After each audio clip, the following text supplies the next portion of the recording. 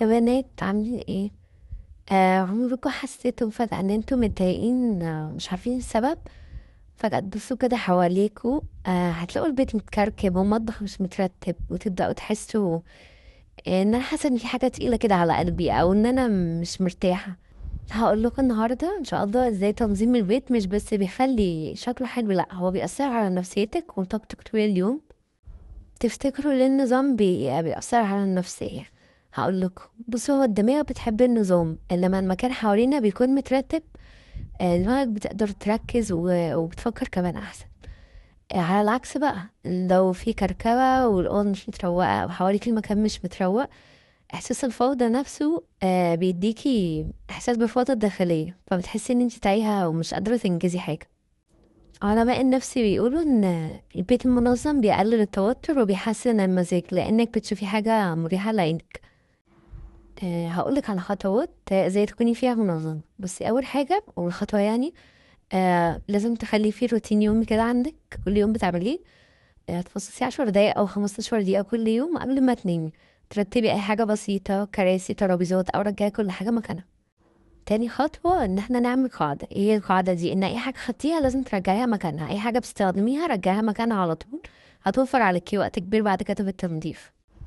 تالت حاجة تقسيم المهام. يعني انت دلوقتي هتقسمي شغل البيت على ايام الاسبوع، مثلا يوم للمطبخ تنظيف عميق، يوم للغسيل، يوم للحمام، كده مش هتحسي ان انت مضغوطة. رابع حاجة بقى ان احنا نستغل المساحات. هنستخدم بقى ايه؟ صناديق وصناديق تخزين وأرفف، عشان كل حاجة يكون ليها مكان. سهلوا على نفسكم عشان برضه لما تجيبوا الحاجات يبقى الدنيا سهلة. هتلاحظوا بقى تأثير النظام والترتيب على حياتك. لما البيت بيكون مترتب بتحسوا بحو انتي مرتاحة ودماغك رايقة. وكمان بيكون عندك وقت وطاقة لنفسك ولعيلتك. وأهم حاجة طبعا ان انتي تكوني مسيطرة على يومك، مش اللي هو مسيطر عليكي. وفي نقطة مهمة برضه عايزة أكلمك فيها. مش معنى ان البيت ان هو يكون منظم انه لازم يكون متلمع وفل، لا، وكل حاجة 100% تكون في مكانها.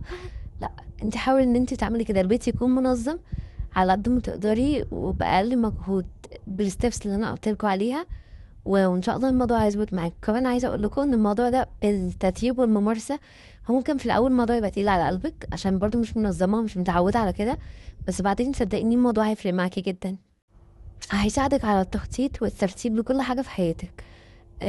ليه ميزانية بيت، ليه مصاريف الأولاد.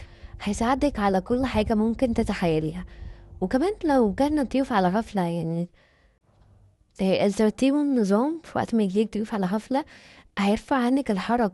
مفيش هيبقى أي إحساس بالتوتر أو حاجة، مثلا إن انتي تقدري تضيفيهم لأن انتي المكان عندك ونضيف ومرتب، فانتي مش هتشغلي بالك بحاجة. جربي كده ان النهاردة ابدأي خطوة صغير، حتى لو هترتبي ركن واحد بس هتحسي فرق في نفسيتك ومودك. وما تنسيش بجد ان البيت بيبقى انعكاس لروحك. لو خليتيه متنظم ومترتب وكل حاجة في مكانها، هتلاقي نفسك انت كمان هادية ومتوازنة.